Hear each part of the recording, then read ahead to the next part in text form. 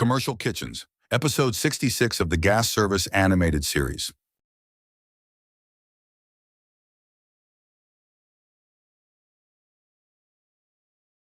A commercial kitchen is a dozen appliances at full fire, grease in the air, casters on the floor, and a fire suppression system watching all of it.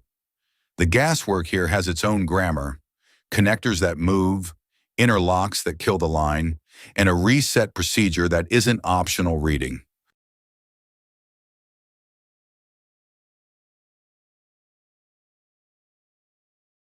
The lineup: ranges, fryers, griddles, convection ovens, often on a manifold running behind the line, each appliance teed off with its own shutoff. Inputs stack up fast. A 6-burner range with an oven can pull a couple 100,000 BTU by itself, and the manifold and its regulator are sized for the whole line cooking at once.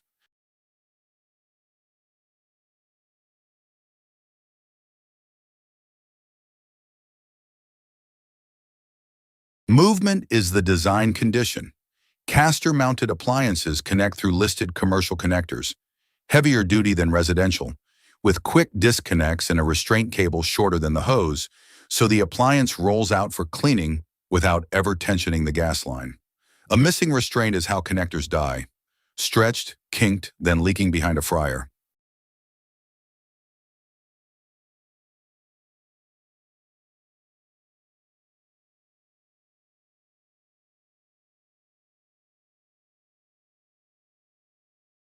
Now the interlock that owns the room. The hood's fire suppression system holds a gas valve on the cook line, mechanical or electric. When the system discharges, that valve slams the whole line closed, and it stays closed until the suppression system is recharged and the valve is manually reset. So no gas to any appliance after the little kitchen fire isn't a mystery. It's the design working, and the reset is a specific qualified procedure, not a lever to flip.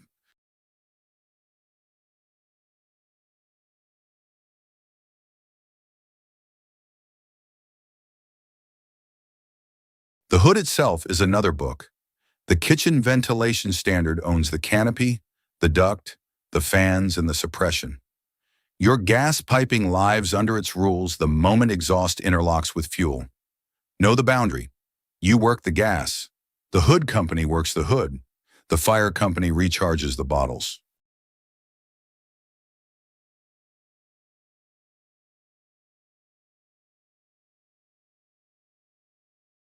Grease is the kitchen's corrosion. It coats connectors and valve handles, hides damage, and makes leak paths sticky enough to seal, until they don't. Kitchen gas inspections are hands-on. Wipe, flex, look at the connector through its whole travel, and bubble test at operating pressure with the line hot.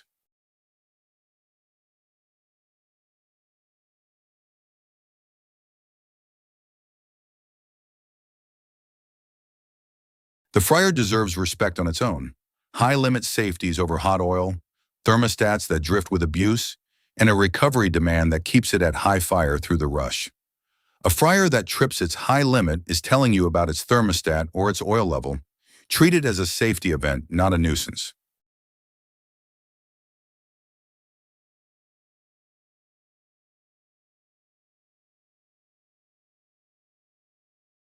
The service method holds.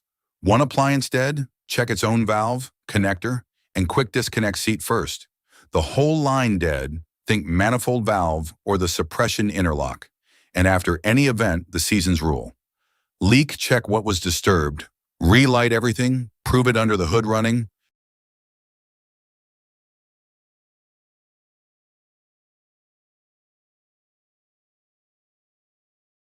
Kitchens in one breath. A manifold feeding a moving lineup through listed connectors with restraints. The suppression system owns a gas valve. Discharge kills the line until a qualified reset. Grease hides everything. Inspect by hand. One dead appliance is local. A dead line is the interlock. Next, big venting in the boiler room.